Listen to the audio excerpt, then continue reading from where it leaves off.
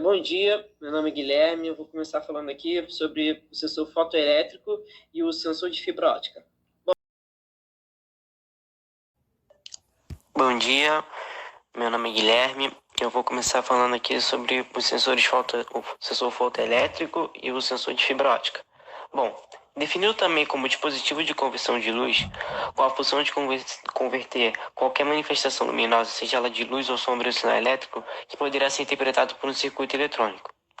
Caracterizado também como transdutor, quando faz a conversão da manifestação luminosa em energia elétrica diretamente. Esse sensor, assim como o retroreflexivo, possui o emissor e o receptor lado a lado no mesmo invólucro. Seu funcionamento normal se dá com a emissão de um feixe de luz em uma direção.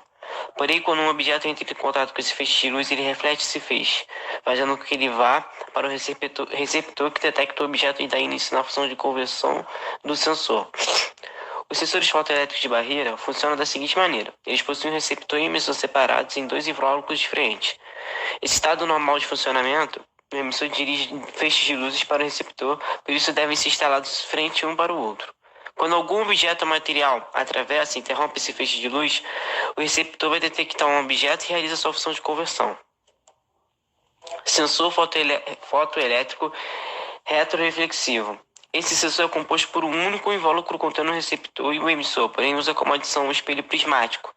O seu funcionamento é bastante parecido com o do sensor fotoelétrico de barreira, porém o espelho prismático diferencia nesse processo.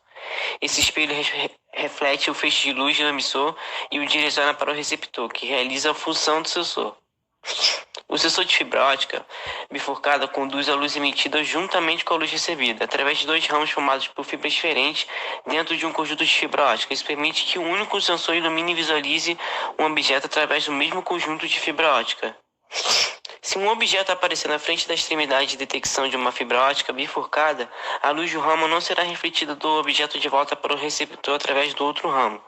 Os conjuntos bifurcados são tipicamente usados em modo difuso e também podem ser utilizados para detecção em modo retroreflexivo.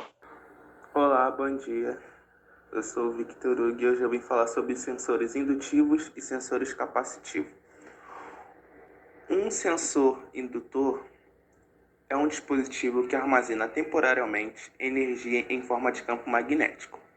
Ele usualmente é construído a partir de um núcleo de material ferromagnético, material este usado para obter campos magnéticos de maior intensidade, e possui em torno de si espiras que produzem um fluxo magnético a partir de uma corrente elétrica. A indutância é a grandeza que representa a capacidade que o indutor tem de harmonizar energias em forma de campo magnético. Já a reatância indutiva é a oposição oferecida à corrente alternada por uma bobina.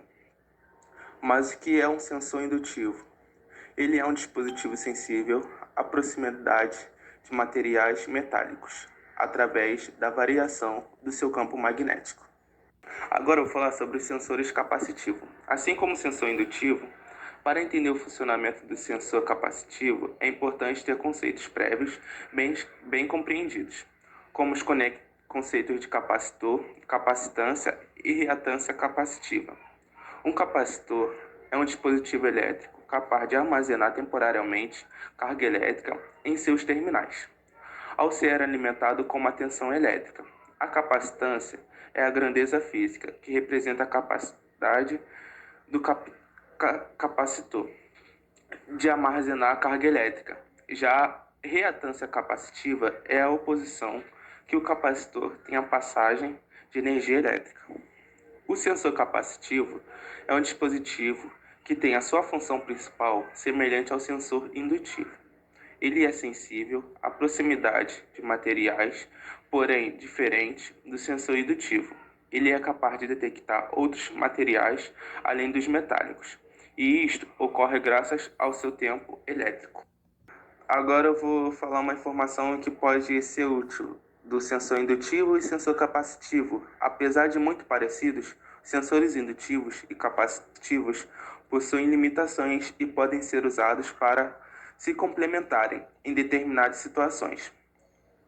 Os sensores indutivos são usados quando se necessita de alcance, largura de de banda e custo melhores. Já os sensores capacitivos possuem melhor resolução, além de poderem ser usados para detectar mais materiais se comparados aos indutivos.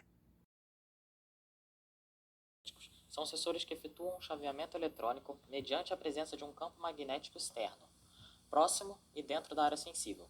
Estes sensores podem ser sensíveis aos polos do ímã ou somente a um polo. Os sensores magnéticos foram idealizados para detectar campo magnético gerado por um ímã permanente, ou até um eletroímã. A frente dos sensores possui um componente elétrico sensível ao campo magnético que, excitado a um ímã, altera sua característica, gerando um sinal para o estágio de saída do sensor. Transdutores são dispositivos capazes de transformar uma grandeza física em outra grandeza física. Essa conversão normalmente é feita das grandezas físicas para grandezas elétricas, como tensão, corrente ou resistência. Como exemplo, temos um microfone. Ele nada mais é do que um transdutor. Ele é capaz de transformar ondas sonoras em sinal elétrico. Então, qualquer tipo de dispositivo é capaz de transformar uma grandeza física, como temperatura, pressão, deslocamento, em sinal elétrico, é denominado um transdutor.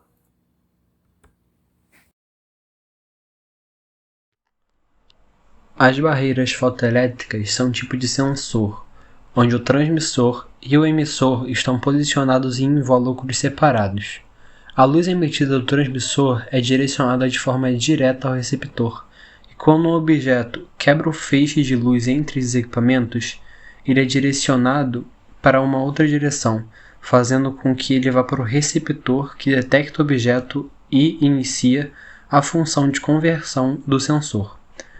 Os sensores fotoelétricos detectam metais, objetos pequenos como molas metálicas na linha de processamento, garantindo uma correta instalação e a continuidade do processo. Elas funcionam facilmente à distância. Bom, vou falar agora um pouco sobre o controlador lógico programável, CLP. É um e, portanto, utilizado em automação industrial.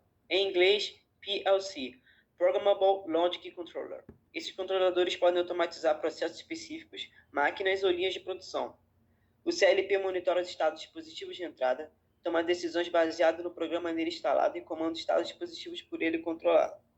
Praticamente qualquer linha de produção, máquina ou processo podem ser grandemente melhorados pela utilização de CLPs.